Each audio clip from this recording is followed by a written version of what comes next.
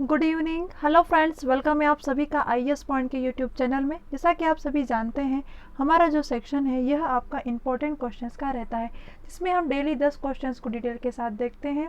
कल का जो हमारा टॉपिक था वह था संघीय मंत्रिपरिषद, जिसके हम आगे क्वेश्चंस आज करेंगे। और कुछ बच्चों ने कमेंट भी किए हैं, जो काफ़ी अच्छी बात है। और इसके साथ साथ मैंने आपको कमेंट क्लास का नहीं पूछने के लिए किया था, मैंने आपको कहा था कि कमेंट जो क्वेश्चन आप देखते हो उनका कमेंट कीजिए, ठीक है। यानी कि मेरा कहने का मतलब ये है कि जितने भी मैं क्वेश्चन कर रहा हूँ आपको, अगर आपको उसका आंसर पता है तो वह आंसर आप कमेंट सेक्शन में बताइए, जैसे कि पहले का ए, दूसरे का बी, इस तरीके से। तो मुझे पता चलना चाहिए ना कि आप किस तरीके से तैयारी कर रहे हो। क्लियर है? चलिए चलते हैं हमारे क्वेश्चन की ओर। क्वेश्चन नंबर पहला है, भारतीय के केंद्रीय मंत्रिपरिषद की बैठक की अध्यक्षता करते हैं। ऑप्शन है आपके पास राष्ट्रपति, उपराष्ट्रपति, प्रधानमंत्री या फिर मंत्रिपरिषद के सदस्य बारी बारी से। क्या होगा इसका सही जवाब? जो भारतीय के केंद्रीय मंत्रिपरिषद की जो बैठक होती है उसकी अध्यक्षता किसके द्वारा की जाती है? ऑप्शन नंबर ए, बी, सी या फिर डी। क्या होगा इसका सही जवाब? ऑप्शन नंबर सी, यानी कि प्रधानमंत्री के द्वारा ही इसकी अध्यक्षता की जाती है। चलिए देखते हैं अनुच्छेद कौन सा है, 74, जिसमें संघीय मंत्रिपरिषद का प्रावधान दिया गया है, जिसमें सामान्य 3 प्रकार के मंत्री है। इसके अंतर्गत सामान्य कितने प्रकार के मंत्री है? तो 3 प्रकार के मंत्री है। कौन कौन से हैं तो वह देखेंगे हम। पहले कैबिनेट मंत्री, राज्य मंत्री, उप मंत्री, ये 3 मंत्री हो गए। उसके बाद अनुच्छेद 75 के भाग 1 के जो क है उसमें क्या दिया गया है? मंत्रिपरिषद का आकार लोकसभा की सदस्य के 15% से अधिक नहीं होगा। यानी कि जो मंत्रिपरिषद है उसका जो आकार होगा या जो बैठक होती है इसका जो 15% से अधिक नहीं, मतलब कि 15% से कम हो सकता है, परंतु इसमें 15% से अधिक नहीं होगा। मंत्रिपरिषद, जो मंत्रिपरिषद है इसकी बैठक की अध्यक्षता कौन करता है? तो इसकी अध्यक्षता प्रधानमंत्री के द्वारा की जाती है। क्लियर है?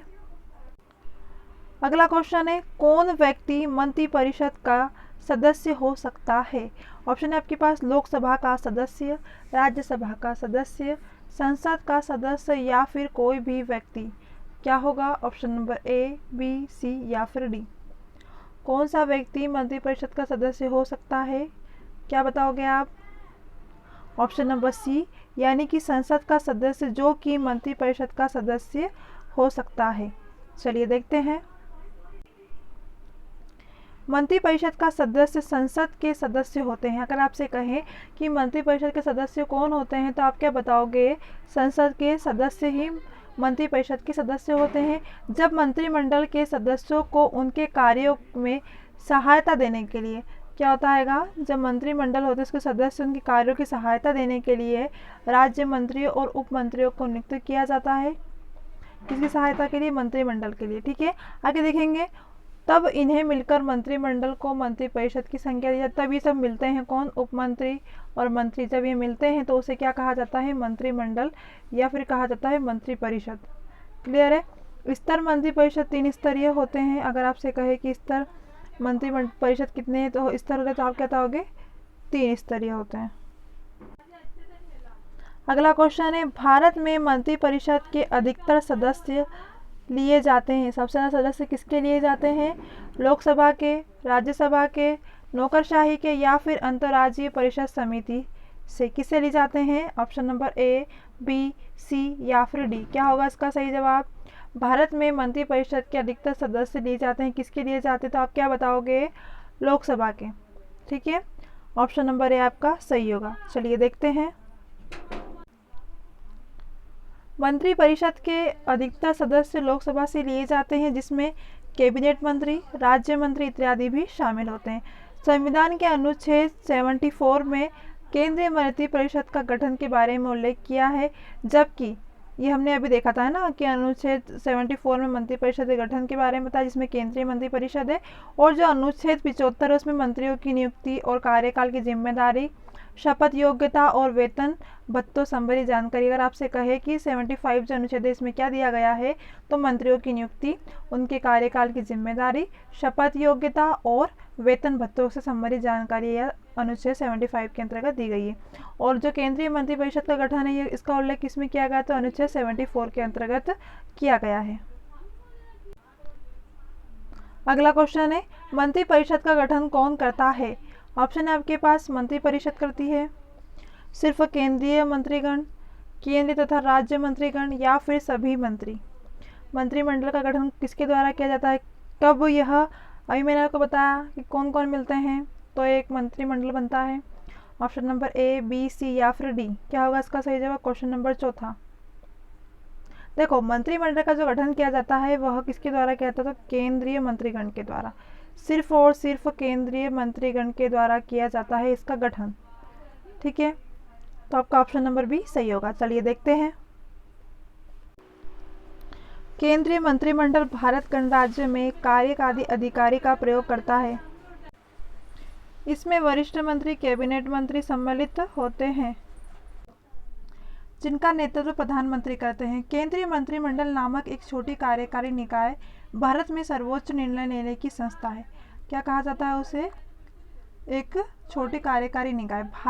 भारत में सर्वोच्च निकाय निर्णय लेने की संस्था है। केवल प्रधानमंत्री और कैबिनेट मंत्री ही कैबिनेट के सदस्य होते हैं। अगर आपसे कहे कि कैबिनेट के सदस्य कौन कौन होते हैं, तो आपके पता होंगे प्रधानमंत्री और जो कैबिनेट के मंत्री होते हैं वो ही सिर्फ कैबिनेट के सदस्य होते हैं। भारत में सबसे वरिष्ठ जो सिविल सेवक होते हैं वह कैबिनेट सचिव, कैबिनेट सचिवालय का नेतृत्व करते हैं। कौन, जो वरिष्ठ सिविल सेवक होते हैं वो क्या करते हैं, कैबिनेट सचिव और कैबिनेट सचिवालय का नेतृत्व करते हैं। तथा जो मंत्रियों के परिषद होते हैं वो प्रशासनिक सहायता प्रदान करते हैं। स्वतंत्रता के पश्चात मंत्रिपरिषद के खिलाफ पहला अविश्वास प्रस्ताव कब लागू किया गया था या कब लाया गया था। ऑप्शन है आपके पास 1954 में, 1961 में, 1963 में या फिर 1975 में। क्या होगा इसका सही जवाब, मतलब कि मंत्रिपरिषद के खिलाफ पहला अविश्वास प्रस्ताव कब लाया गया था, तो ऑप्शन नंबर आपका सी सही होगा, यानी कि 1963 में स्वतंत्रता के पश्चात। ठीक है, स्वतंत्र कहा है, स्वतंत्रता के पश्चात मंत्रिपरिषद के खिलाफ पहला अविश्वास प्रस्ताव 1963 में लाया गया था। भारतीय संसद के इतिहास में पहली बार अगस्त 1963 में, कब, अगस्त 1963 में जे.बी. कृपलानी ने अविश्वास प्रस्ताव रखा था। कब, 1963 में जे.बी. कृपलानी ने। तत्कालीन प्रधानमंत्री जवाहरलाल नेहरू की सरकार के खिलाफ रखे गए इस प्रस्ताव के पक्ष में केवल 62 वोट पड़े और विरोध में कितने थे, 347 वोट। ठीक है, 1963 में किन्होंने रखा था, जे.बी. कृपलानी ने यह प्रस्ताव रखा था। किसके खिलाफ था, पंडित जवाहरलाल नेहरू की सरकार के खिलाफ था। अगला क्वेश्चन है, सामूहिक रूप से मंत्रिपरिषद किसके प्रति उत्तरदायी होती है, राष्ट्रपति, प्रधानमंत्री, लोकसभा या फिर संसद। क्या होगा इसका सही जवाब, किसके प्रति होती है उत्तरदायी, ऑप्शन नंबर ए, बी, सी या फिर डी। क्या होगा इसका सही जवाब, ऑप्शन नंबर सी, यानी कि लोकसभा। आपको पता ही है। देखो, मंत्रिपरिषद तब तक पद पर बना रहेगा जब तक कि उसे लोकसभा का विश्वास प्राप्त हो।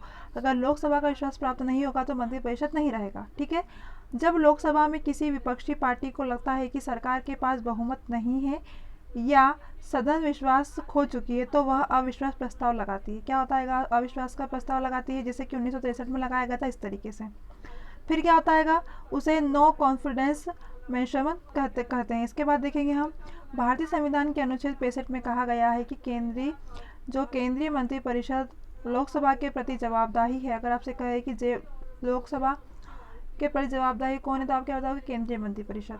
अर्थात इस सदन में बहुमत हासिल होने पर ही मंत्रिपरिषद बन सकती है। अगर इसमें बहुमत नहीं होंगे तो मंत्रिपरिषद नहीं बनेगी। इसके खिलाफ अविश्वास प्रस्ताव पारित होने पर प्रधानमंत्री सहित मंत्रिपरिषद को इस्तीफा देना होता है।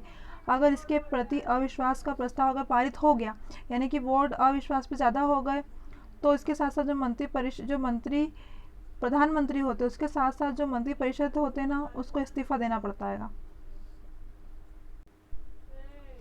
अगला क्वेश्चन है, यथातः मंत्रिपरिषद तब तक पद पर बना रहेगा जब तक कि उसे का विश्वास प्राप्त हो। किसका विश्वास? ऑप्शन नंबर ए, बी, सी या फिर डी।